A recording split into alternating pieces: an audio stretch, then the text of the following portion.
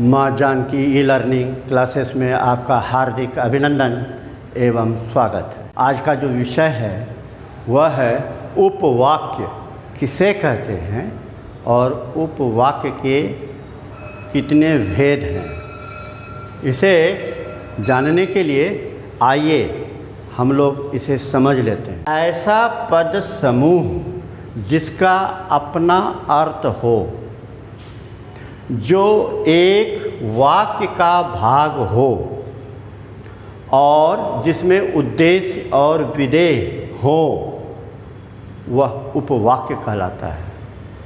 उपवाक्य को पहचानने के लिए मैंने एक सर्कल बना दिया है, हाईलाइट कर दिया है। उपवाक्य को कैसे आप पहचान जाएंगे? उपवाक्य के आरंभ में अधिकतर कि, जिससे, ताकि, जो, ज्यों, चूँकि, क्योंकि, यदि, यद्यपि, जब, जहाँ इत्यादि होते हैं। इससे समझ में आ जाएंगे। आइए अब हम लोग यह जानें कि उपवाक्य के कितने भेद होते हैं। उपवाक्य के दो भेद होते हैं, एक प्रधान उपवाक्य और दूसरा आश्रित उपवाक्य। प्रधान उपवाक्य किसे कहते हैं? जो उपवाक्य वाक्य से अलग होकर भी पूर्ण अर्थ प्रकट करे उसे प्रधान उपवाक्य कहा जाता है। आश्रित उपवाक्य किसे कहते हैं?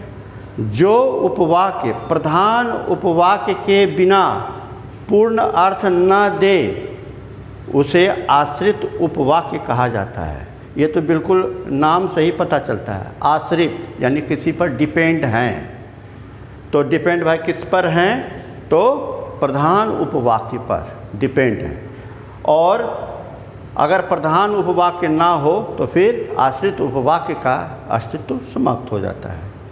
इसे उदाहरण के द्वारा ये प्रधान उपवाक्य और आश्रित उपवाक्य को समझने के लिए मैंने उदाहरण लिया है। उदाहरण है, यदि बस आ जाए तो मैं चल पड़ूं। उदाहरण है, यदि बस आ जाए तो मैं चल पड़ूं। अब इसमें प्रधान उपवाक्य कौन है और आश्रित उपवाक्य कौन है?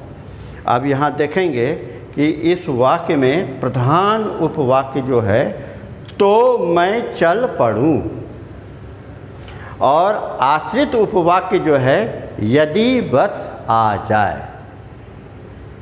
तो इस तरह से आज जो हम लोगों ने जो देखा उपवाक्य के भेद को, सबसे पहले हम लोगों ने देखा परिभाषा कि उपवाक्य कहते किसको हैं।